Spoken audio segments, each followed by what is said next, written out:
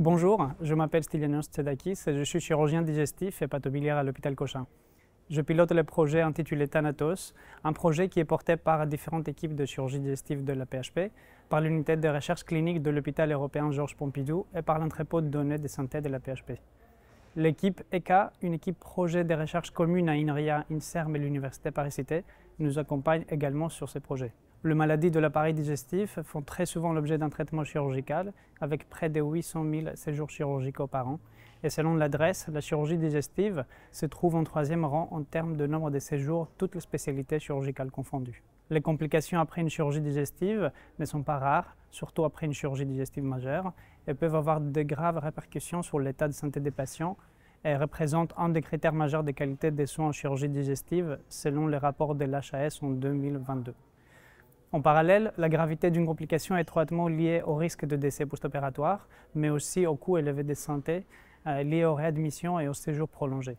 À l'heure actuelle, la classification de la gravité d'une complication se base sur une échelle mondialement connue qui s'appelle le score de Clavien-Dando. Le score Clavien-Dando a la force d'être universel car il n'en tient pas compte la nature de la complication spécifique, mais plutôt les traitements nécessaires pour traiter cette complication. Ainsi, on parle de complications graves lorsque ces dernières nécessitent un traitement interventionnel, que ce soit chirurgical, endoscopique ou radiologique pour la traiter. Une complication qui engage le pronostic du patient et qui nécessite un séjour en réanimation ou lorsque le malade décède de cette complication. Ce score est validé et utilisé dans presque tous les essais contrôlés randomisés, mais n'est pas disponible dans la base principale du SNDS.